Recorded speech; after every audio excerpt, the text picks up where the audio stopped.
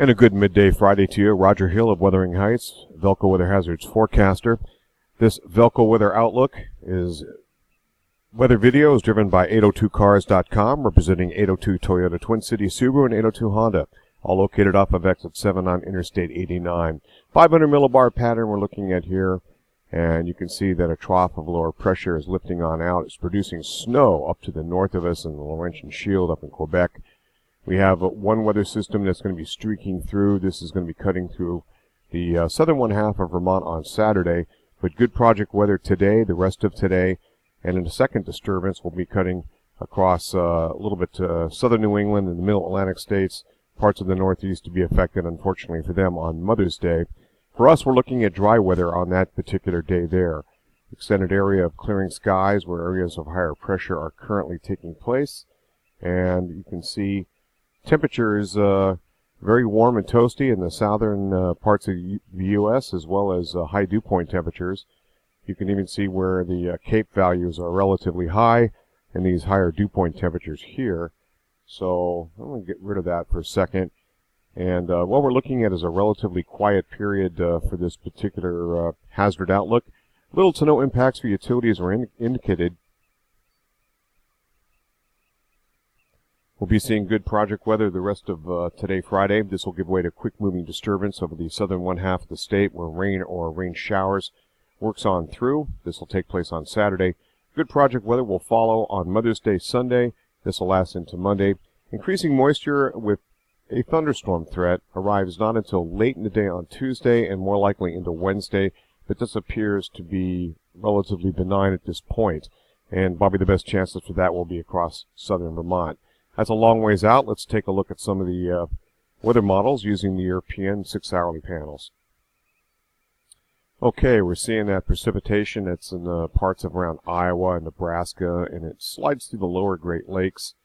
And an area of higher pressure then pushes off and then eventually to the east. That opens the door for this active warm front to cut across the southern part of Vermont. This takes place on Saturday, and then Saturday night things clear on out. High pressure sort of suppresses the jet stream action again to the south of us, elongated kind of stringy frontal boundary, and this is where it affects basically on Mother's Day. Okay, as we get into Monday, we're looking at a dry day. That's pretty decent Sunday and Monday actually, and then the area of higher pressure begins to push away. It kind of opens the door for more moisture coming in on Tuesday afternoon, Tuesday night, and into the day on Wednesday. Some potential there for some thunderstorm activity mixed in with some heavier rain. Looks like we're up to a couple standard deviations in terms of precipitable water. That would take place along about Wednesday. This is the GFS ensemble centered on Burlington. You can see a little shot of precipitation. That takes place on Saturday. This is mostly going to be about Burlington on south.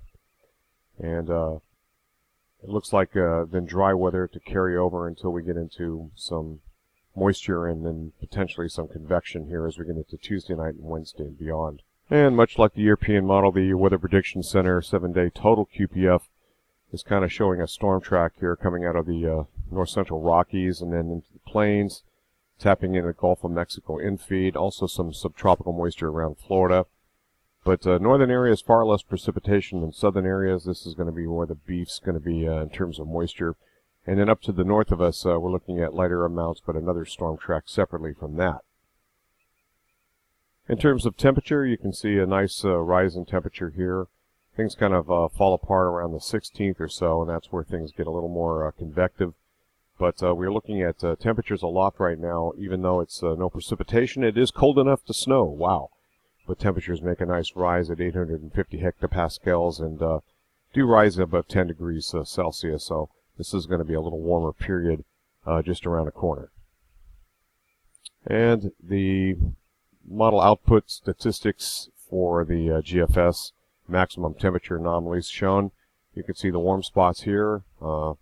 This is going to be the storm track area, baroclinic zone. A little colder in some parts of Canada, but at least in the northeast U.S., we're running about 3 to 6 degrees above normal for this time of year. What about 3 days later? Well, look at almost coast to coast. A little bit on the west coast has cooled down. Out to sea, it's cooled down. but we do have temperatures 3 to 6 degrees anomalous, with a few spots here where it's colder than normal. And last but not least, we're showing that coolness that's still in some parts of eastern North America, up in the Baffin Island region and west of Greenland.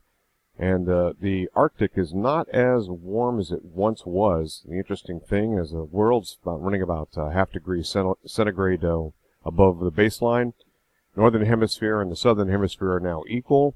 The Arctic's 0.3 of a degree above normal.